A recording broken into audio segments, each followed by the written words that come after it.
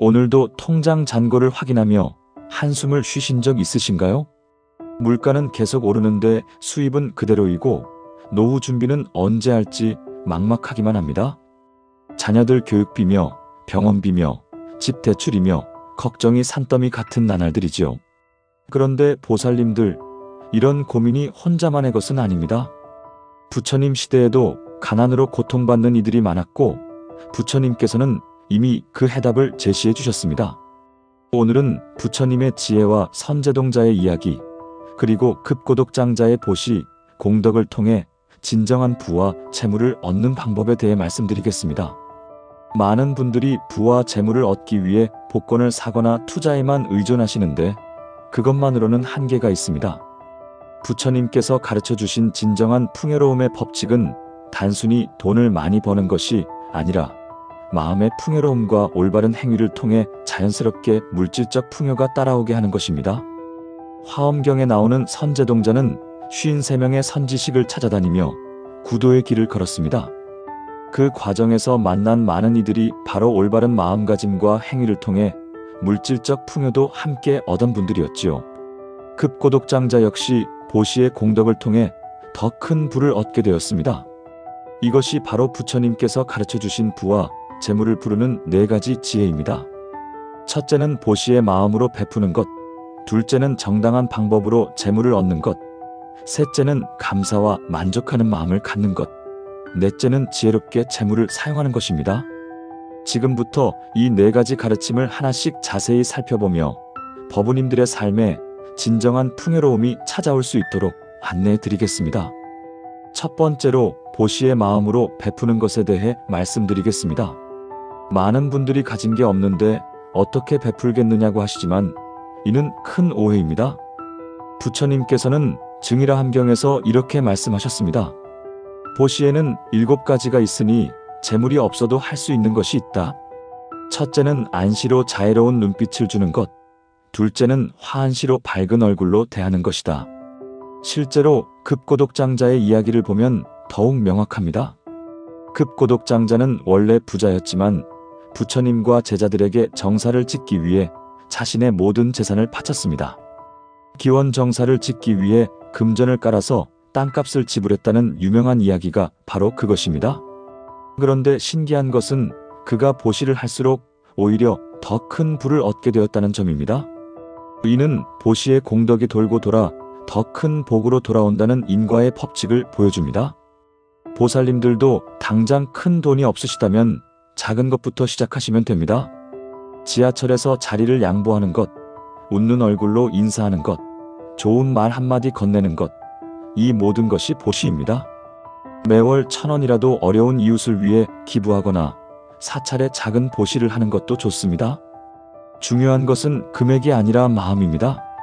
진심으로 남을 위하는 마음으로 하는 작은 보시가 억지로 하는 큰 보시보다 훨씬 큰 공덕을 만듭니다. 그리고 이런 보시의 마음은 반드시 우리 삶에 풍요로움을 가져다 줍니다. 실제로 한 연구에서도 남을 위해 돈을 쓰는 사람이 자신만을 위해 쓰는 사람보다 더 행복하고 성공한다는 결과가 나왔습니다. 이는 부처님의 가르침이 과학적으로도 증명되고 있음을 보여주는 것이죠.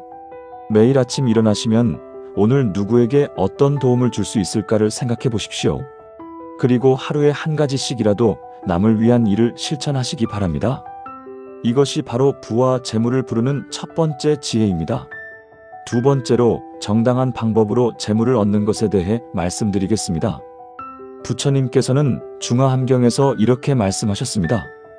정당하지 않은 방법으로 얻은 재물은 마치 독이 든 음식과 같아서 처음에는 달콤해 보이지만 결국 자신을 해치게 된다. 선제동자가 만난 선지식 중에 바수밀다 여인이라는 분이 계십니다. 그녀는 향을 만드는 일을 하면서도 항상 정직하고 성실하게 일했습니다. 좋은 향을 만들기 위해 최선을 다했고 손님들을 속이거나 가격을 부당하게 받지 않았습니다. 그 결과 그녀의 향 가게는 항상 번성했고 많은 사람들이 찾아왔습니다. 요즘 같은 시대에는 빠른 돈벌이에 대한 유혹이 많습니다. 주식 투기, 암호화폐 투기, 각종 다단계 사기 등이 그것입니다. 하지만 이런 방법들은 결국 더 큰 손해를 가져다 줍니다. 정당한 방법이란 자신의 노동과 정성을 통해 가치를 창출하는 것입니다. 직장에서 최선을 다해 일하는 것, 사업을 하신다면 고객에게 진정한 도움이 되는 제품이나 서비스를 제공하는 것입니다. 한 보살님은 작은 식당을 운영하시면서 항상 신선한 재료를 사용하고 정성껏 음식을 만드셨습니다.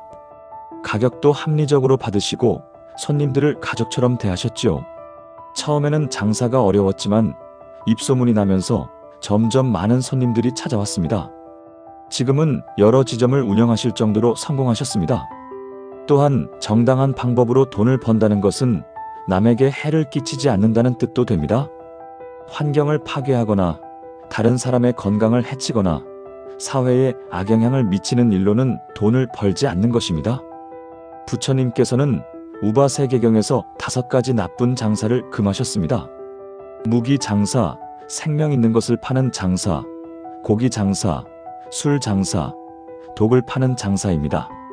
이는 남에게 해를 끼칠 수 있는 일로는 돈을 벌지 말라는 가르침입니다. 현재 하시는 일이 무엇이든 그 일에 최선을 다하시고 정직하게 임하시기 바랍니다. 작은 일이라도 소홀히 하지 마시고 항상 상대방의 입장에서 생각하며 도움이 되는 일을 하시기 바랍니다. 이것이 바로 정당한 방법으로 재물을 얻는 길이며 이렇게 얻은 재물만이 진정한 복을 가져다 줍니다. 세 번째로 감사와 만족하는 마음을 갖는 것에 대해 말씀드리겠습니다. 법구경에서 부처님께서는 이렇게 말씀하셨습니다. 건강이 최상의 재산이요 만족이 최상의 행복이다. 믿음직한 벗이 최상의 인연이요 열반이 최상의 안락이다. 많은 분들이 돈이 부족하다고 느끼시는 이유는 실제로 돈이 없어서가 아니라 감사할 줄 모르고 항상 더 많은 것을 원하기 때문입니다. 이런 마음을 부처님께서는 탐욕이라고 하셨습니다. 선제동자가 만난 선지식 중에 미묘음 비구니가 계셨습니다. 그녀는 물질적으로는 매우 소박한 생활을 하셨지만 항상 감사하는 마음으로 살아가셨습니다. 한 끼 식사에도 감사하고 하루를 무사히 보낸 것에도 감사하셨지요. 그런 마음가짐 때문에 그녀의 주변에는 항상 풍요로움이 넘쳤습니다. 감사하는 마음은 우리가 이미 가진 것들의 가치를 알게 해줍니다. 건강한 몸, 가족, 친구, 일터, 오늘 하루 먹을 수 있는 밥, 잠잘 곳이 있다는 것, 이 모든 것이 얼마나 큰 복인지 깨닫게 해줍니다. 실제로 감사일기를 쓰는 사람들이 그렇지 않은 사람들보다 더 행복하고 성공한다는 연구 결과도 있습니다. 감사하는 마음은 뇌의 구조를 바꿔서 더 긍정적이고 창의적인 생각을 할 수 있게 해줍니다. 그리고 이런 긍정적인 에너지는 자연스럽게 더 많은 기회와 복을 끌어들입니다. 한 법우님은 매일 밤 잠자리에 들기 전에 그날 있었던 감사한 일 3가지를 적으시기 시작했습니다. 처음에는 찾기가 어려우셨지만 계속하시다 보니 하루 종일 감사한 일들을 찾게 되셨다고 합니다. 그러니 마음이 평안해지고 일도 더 잘 풀리기 시작했다고 하시더군요. 또한 만족하는 마음도 중요합니다. 현재 가진 것에 만족하면서도 더 나은 미래를 위해 노력하는 것, 이것이 바로 중도의 정신입니다. 무작정 욕심만 부리는 것도 아무런 노력을 하지 않는 것도 모두 잘못된 것입니다. 매일 아침 일어나시면 오늘도 무사히 하루를 시작할 수 있게 해주셔서 감사합니다라고 마음속으로 인사하시기 바랍니다. 그리고 하루 동안 만나는 모든 일에 감사하는 마음을 갖도록 노력하십시오. 밥을 먹을 때도, 물을 마실 때도, 가족을 볼 때도, 일할 수 있는 것에도 모두 감사하시기 바랍니다. 이런 마음가짐이야말로 진정한 부자가 되는 길입니다. 마음이 풍요로운 사람에게는 물질적 풍요로움도 자연스럽게 따라오게 되어 있습니다. 네 번째로 지혜롭게 재물을 사용하는 것에 대해 말씀드리겠습니다. 부처님께서는 장하함경에서 이렇게 말씀하셨습니다. 재물을 4부분으로 나누어라. 한 부분은 현재 쓸 것으로, 2부분은 사업에 투자할 것으로, 한 부분은 어려울 때를 위해 저축할 것으로. 급고독장자도 재물을 지혜롭게 사용한 대표적인 인물입니다. 그는 단순히 재물을 모으기만 한 것이 아니라 의미 있는 곳에 사용했습니다. 부처님과 제자들을 위한 정사를 짓고 어려운 이웃들을 도왔으며 동시에 자신의 사업도 꾸준히 발전시켜 나갔습니다. 지혜로운 재물 사용의 첫째는 우선순위를 정하는 것입니다. 생활에 꼭 필요한 것들을 먼저 챙기고 그 다음에 미래를 위한 투자를 하며 마지막에 여유가 있으면 보시를 하는 것입니다. 둘째는 무분별한 소비를 피하는 것입니다. 요즘은 광고와 마케팅이 워낙 정교해서 필요하지도 않은 것들을 사게 만듭니다. 물건을 사기 전에 정말 필요한가? 이것이 나에게 진정한 도움이 되는가? 를 한 번 더 생각해 보시기 바랍니다. 셋째는 투자와 저축의 균형을 맞추는 것입니다. 모든 돈을 저축만 하면 인플레이션 때문에 오히려 손해를 볼 수 있습니다. 반대로 모든 돈을 투자에만 쏟아붓는 것도 위험합니다. 안정적인 저축과 신중한 투자를 병행하시는 것이 좋습니다. 넷째는 가족과 이웃을 위한 배려입니다. 재물은 혼자만 쓰는 것이 아니라 함께 나누어야 진정한 가치를 발휘합니다. 가족들의 건강과 교육을 위해 투자하고 어려운 이웃들을 위해서도 조금씩 나누시기 바랍니다. 한 보살님은 수입의 10%를 저축하고 10%를 보시하며 나머지 80%로 생활하는 원칙을 정하셨습니다.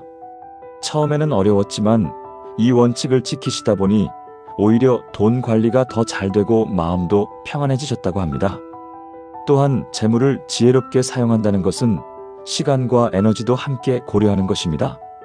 돈을 벌기 위해 건강을 잃거나 가족과의 시간을 포기한다면 그것은 진정한 부라고 할 수 없습니다.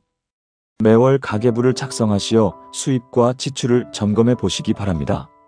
그리고 이 돈이 나와 가족, 그리고 이웃에게 진정한 도움이 되는 방향으로 쓰이고 있는가를 반성해 보시기 바랍니다. 이렇게 지혜롭게 재물을 사용하는 사람에게는 더 많은 재물이 믿고 찾아오게 됩니다. 돈도 살아있는 에너지이기 때문에 지혜롭게 사용하는 곳으로 자연스럽게 모여들게 되어 있습니다. 법우님들, 오늘 말씀드린 4가지 지혜를 정리해 보겠습니다. 첫째, 보시의 마음으로 베푸십시오.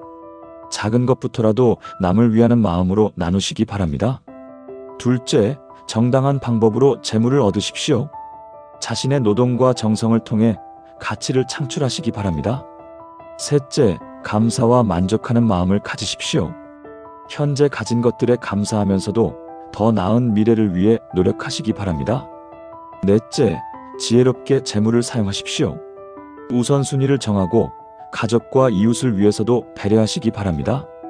이 4가지 지혜는 단순히 돈을 많이 버는 방법이 아닙니다. 진정한 풍요로움을 얻는 길이며 마음의 평안과 함께 물질적 안정도 얻을 수 있는 부처님의 가르침입니다. 선제동자가 53명의 선지식을 만나며 깨달은 것도 바로 이것입니다. 진정한 부는 마음에서 나오며 올바른 마음가짐과 행위를 통해 자연스럽게 물질적 풍요도 따라온다는 것입니다. 급고독장자의 보시 공덕도 마찬가지입니다. 진심으로 남을 위하는 마음으로 베푼 재물이 결국 더 큰 복으로 돌아왔습니다. 보살님들도 오늘부터 이 4가지 지혜를 실천해 보시기 바랍니다. 하루아침에 모든 것이 바뀌지는 않겠지만 꾸준히 실천하시면 분명히 삶의 변화가 찾아올 것입니다.